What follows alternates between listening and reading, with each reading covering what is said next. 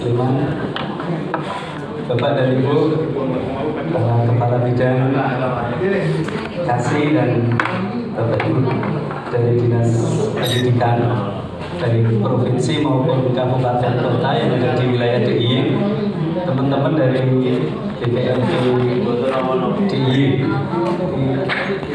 saudara lama ya. Akhirnya sekarang kita akan banyak berkumpul ini. Bapak dan Ibu yang saya hormati, di antara Bapak Ibu udah sering ketemu dengan saya gitu. Karena sesuai dengan amanah saat ini saya diberi tugas untuk mengawal PGP. Nama organisasinya atau struktur organisasinya ganti-ganti terus Bapak Ibu. Kalau kemarin disebut koordinator kelompok kerja atau sering disebut Kapokja, nah ini baru saja ada perubahan sekarang menjadi ketua tim, ketim gitu ya, katim atau katim gitu ya. Nah, ketua tim, tapi belakangnya masih sama, transformasi kepemimpinan sekolah. Intinya adalah utamanya mengawal program nasional yaitu PGP. Nama saya Yuli Amanto, Bapak dan Ibu. Beberapa sudah saya kenal, kalau dari Sleman Bu Tuarini, dari Kulon Progo Mas Dian, dari Bantul Pak Prapto. Baru 3, masih banyak yang belum. Mudah-mudahan nanti makin banyak.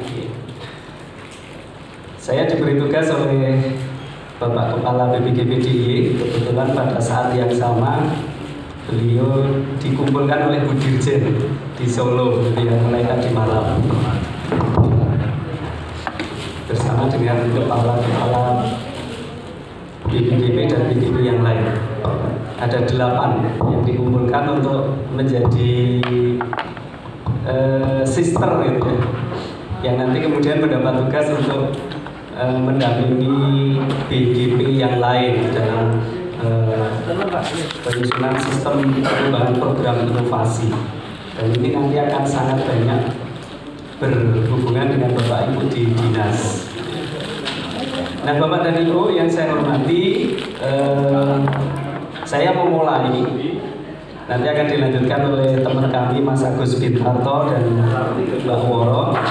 Karena kebetulan kemarin kami bertiga yang diberi tugas untuk mengikuti sosialisasi BIMTEK, sistem pengangkatan kepala sekolah. Mungkin kita akan lebih banyak ke kepala sekolah dulu ya Bu ya, untuk pengawas sekolah.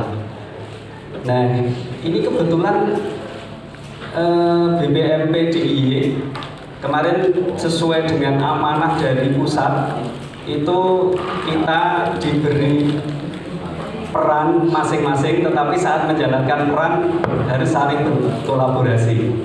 Nah, sosialisasi sistem ini harus disampaikan kepada 2 pihak.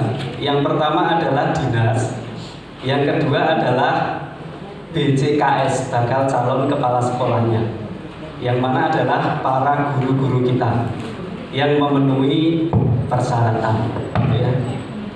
Nah, untuk sosialisasi kepada dinas ini menjadi tugas utama BPMP. Kami BPGP sifatnya membantu. Nah, nanti untuk sosialisasi kepada BCKS yang notabene adalah kebanyakan guru-guru penggerak kita, itu tugasnya BPGP. Nah, nanti dalam waktu yang akan datang kita mungkin akan mengumpulkan, kalau tidak bisa luring ya daring, teman-teman guru penggerak untuk mendapatkan informasi yang sama.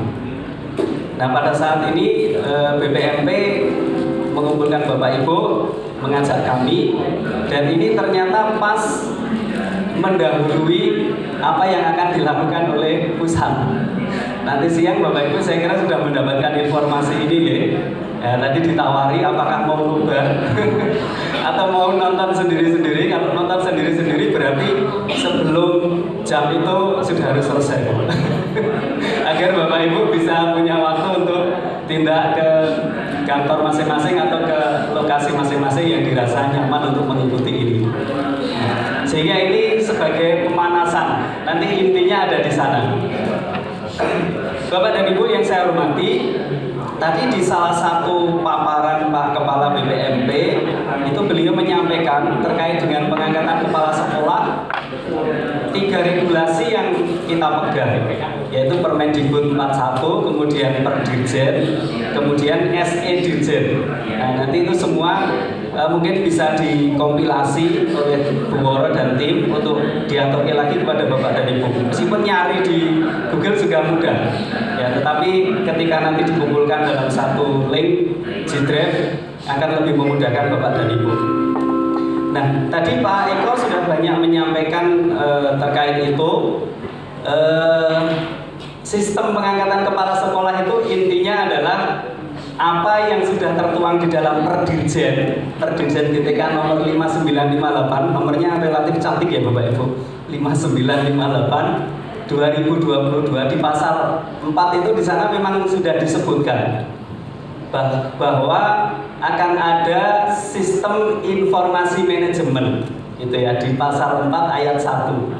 Nah, tetapi memang dalam 1 tahun ini karena ini Perdirjen ini keluar, kalau saya lihat di tanggalnya itu 22 Agustus 2022.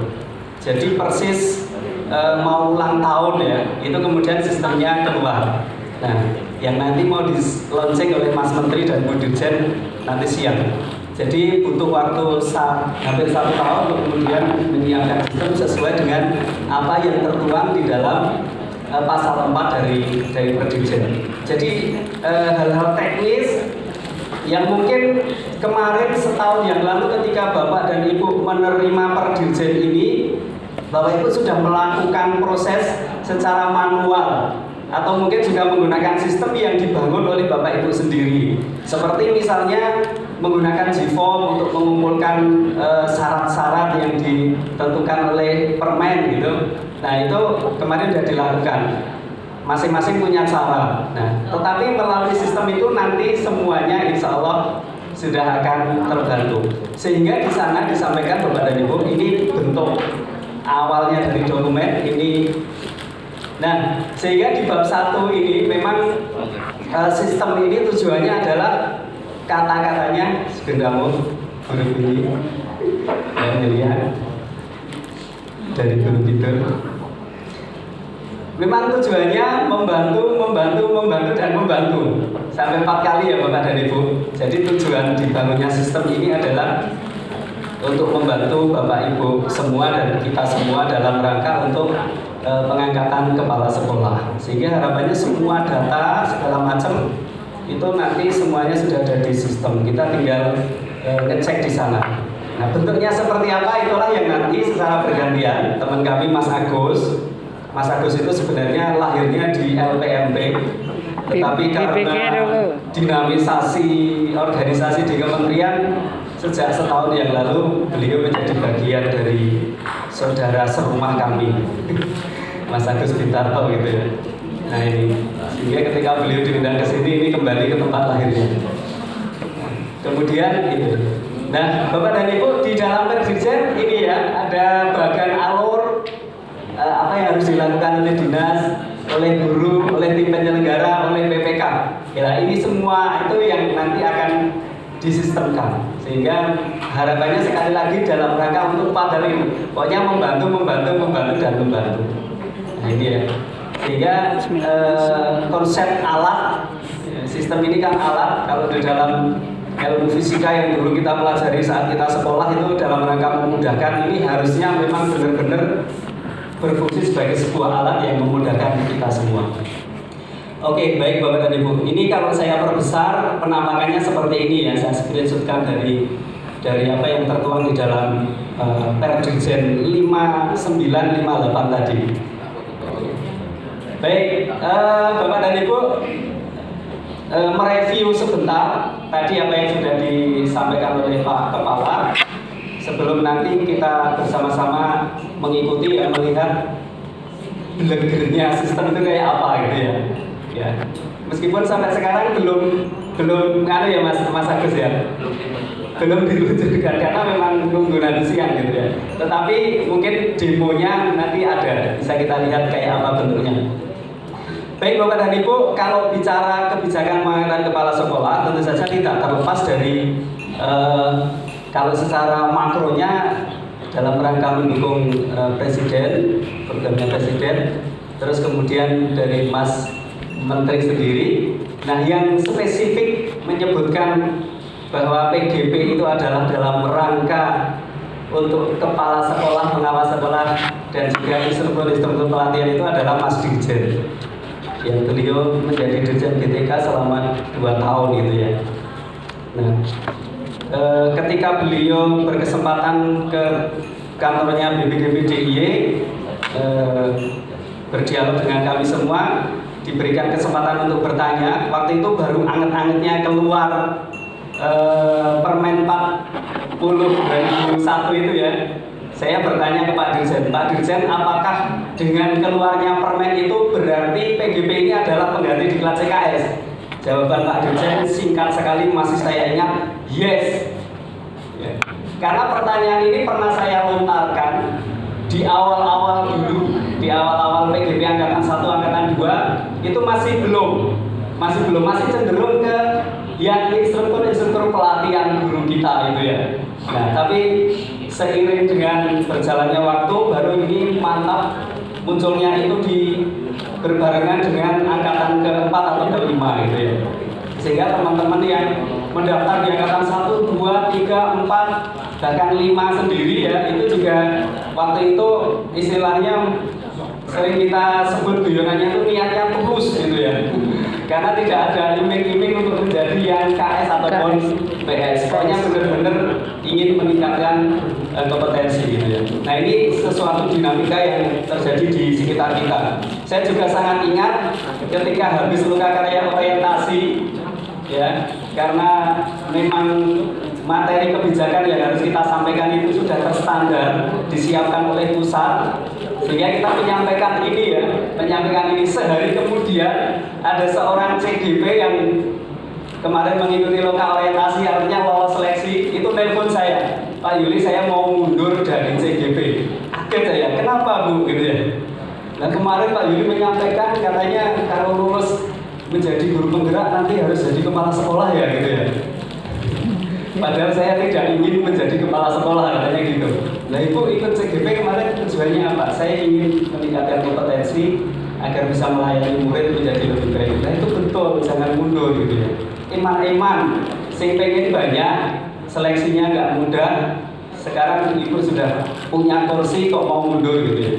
Alhamdulillah bisa kita motivasi akhirnya tidak mundur dan lulus. Nah, nanti kemudian garis tangannya nasibnya apakah akhirnya menjadi kepala sekolah atau tidak. Nah, itu nanti sudah ada takdir yang mengatur. Nah, Bapak dan Ibu yang saya hormati, nah ini adalah saya ambilkan dari slide-slide yang sudah sering kita lihat, dan ini terstandar, memang disiapkan oleh pusat. Kita tinggal menjalankan gitu ya, kita tinggal menyampaikan. Memang mulai dari proses rekrutmen PGP, kemudian di sanalah diharapkan memang menjadi kepala sekolah, pengawas sekolah, dan instruktur pelatihan guru-guru kita. Nah, Bapak dan Ibu, kita review tentang jumlah. Kalau dari sisi jumlah, ini nanti juga akan muncul di sistem yang memenuhi syarat tentu saja sesuai dengan regulasi yang tadi sudah disampaikan Pak Kepala BPMP. Kalau dari sisi jumlah saat ini Bapak dan Ibu, ini kita hitung sampai dengan angkatan 8 gitu. Sampai dengan angkatan 8 itu jumlahnya total jenderal lumayan banyak ya. Itu per kabupaten kota.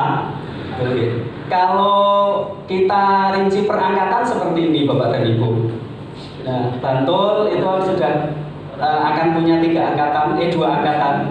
Nanti yang angkatan 7 akan pengumuman kelulusan itu di awal Agustus.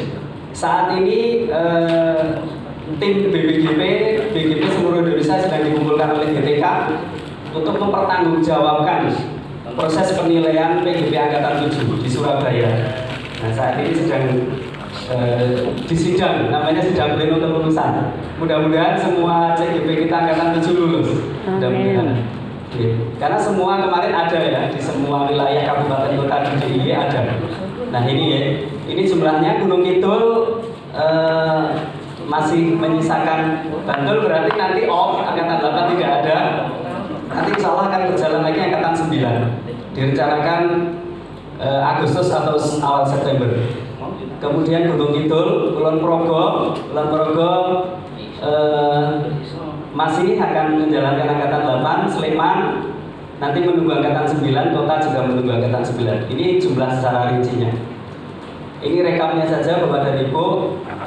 Nah, Bapak dan Ibu, selain sistem yang nanti akan membantu tadi untuk proses pengangkatan kepala sekolah, itu ada dashboard di mana GPK memantau kita semua itu ya, yang namanya dashboard data guru penggerak menjadi kepala sekolah. Ini saya capture-kan ketika kemarin untuk persiapan jaga-jaga ketika ada kunjungan kinerja dari DPR RI ke DIY kemarin, minggu kemarin ya. Ini saya capture-kan dalam rangka melengkapi bahan yang di Asto Pak Kepala kami, jaga-jaga kalau kemudian ada diskusi terkait ini. Datanya itu sekarang seperti ini Bapak dan Ibu. Ini capture-an dari dashboard ya. Jadi dashboard jumlah GP-nya ini secara provinsi ya. Saya pilih di provinsi DIY. Jumlah GP-nya 492. GP MSKS, singkatan dari apa itu? MS memenuhi syarat kepala sekolah. Nah itu ya. Jadi kalau menurut datanya GTK yang memenuhi syarat kepala sekolah itu ada 383.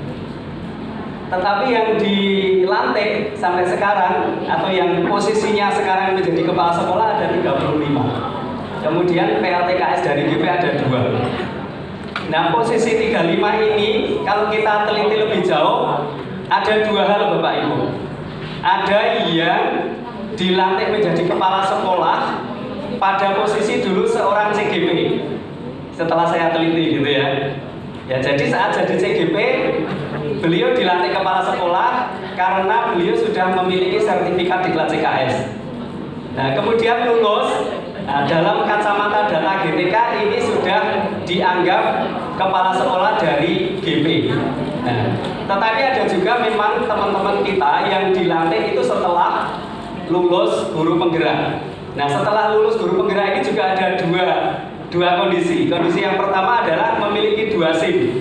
Saya sebut memiliki 2 SIM ya. Sertifikat CKS sudah kagungan ditambah mantap dengan sertifikat guru penggerak. Nah, kondisi yang kedua adalah guru-guru kita yang memang benar-benar kita lantik berdasarkan setelah lulus guru penggerak. Nah, jadi itu kondisinya.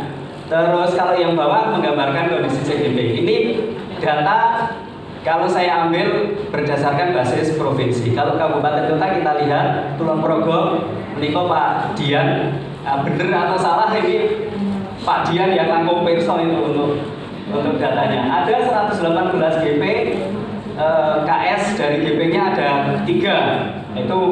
Ini nanti sambil kita lihat. Yang memenuhi syarat menurut data dicocokkan dengan permen tadi yang disampaikan Pak Eko itu ada 85 di Kulon Progo. Sekarang Sleman ini datanya 115. Bicara data ini saya teliti lebih jauh. Ini saya juga sudah menyampaikan masukan ke GTK. Nampaknya GTK mengambil datanya dari kelulusan seleksi dulu. Ya, lulus seleksi kemudian terpanggil untuk mengikuti diklat PGP-nya.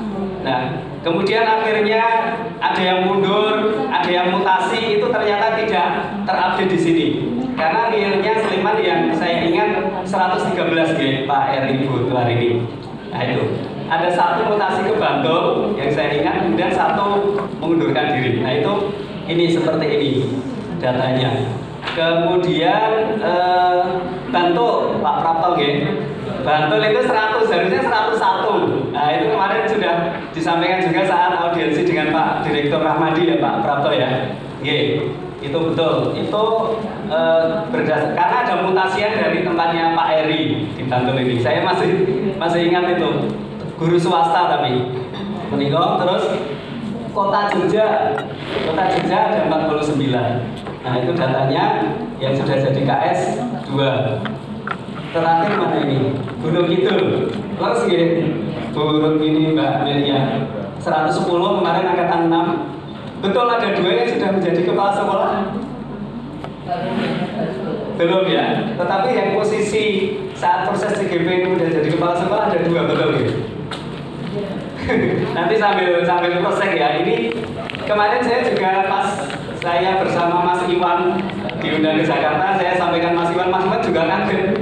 Sama ya, terus beliau kayaknya posting di grup GP bertanya. Terus akhirnya menemukan 2 nama katanya memang. Ya, oke. Nanti sambil cek dan dicek. Nah, baik Bapak dan Ibu, ini tadi yang sudah disampaikan oleh Pak Kepala BPMP. Oh, belum Probo. Menikah? Oke. Nanti kita aturin juga ini ya, capturean saya ini. Atau dashboard, link dashboardnya juga bisa kita share nanti Bu Woro. Karena ini terbuka tanpa password. Dashboardnya kita bisa melihat itu. Sehingga ketika ada perbedaan data malah justru itu jadi masukan bagi pusat gitu. Nah Bapak dan Ibu, sebagai akhir dari pengantar saya untuk kemudian dilanjutkan Mas Agus dan Mbak Woro, sekali lagi terkait dengan pengangkatan kepala sekolah, itu ada 3 regulasi yang kita pegang. Memang banyaknya adalah di Permen 40 2021, tetapi ada beberapa hal yang tercantumnya itu di judis atau tercantumnya di surat edaran. Nah ini tadi yang secara grafik tadi juga sudah kita lihat di paparan Pak Kepala itu ya. Nah Bapak dan Ibu, terus terang sebelum kesini saya coba konsul ke pusat, ke Pak Yudi Herman, beliau yang Kapolja regulasi. Nah, nanti ada link YouTube juga yang beliau memaparkan ini yang bisa kita share. Di sana ada penjelasan langsung dari beliau. Saya mencoba bertanya tentang skema ini ke Pak Yudi. Sesungguhnya gimana pemahaman skema ini, gitu ya? Nah, skema ini itu menurut penjelasan Pak Yudi adalah prioritas adalah jalur kiri. Prioritas jalur kiri. Ketika jalur kiri sudah tidak ada itu artinya tidak ada GP tapi sudah nggak memenuhi syaratnya berdasarkan rincian syarat itu. Mungkin golongannya belum 3B, ya belum punya pengalaman manajerial mungkin yang 2 tahun dan sebagainya. Baru jalur tengah. Ketika jalur tengah kiri dan tengah ini kemudian tidak ada, baru kemudian jalur kanan. Kenapa itu titik-titik ini juga ada maksudnya. Pak Yudi mengatakan ini adalah ibaratnya pintu darurat.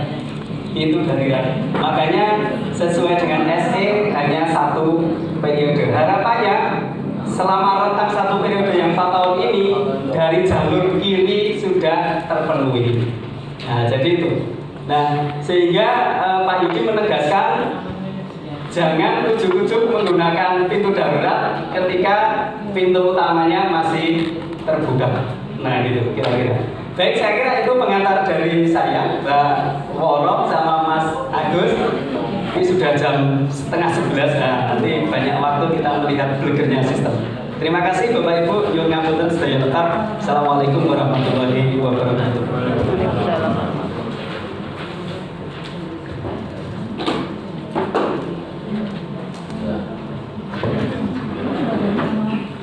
Selanjutnya saya sendiri Bapak Ibu. Ini moderator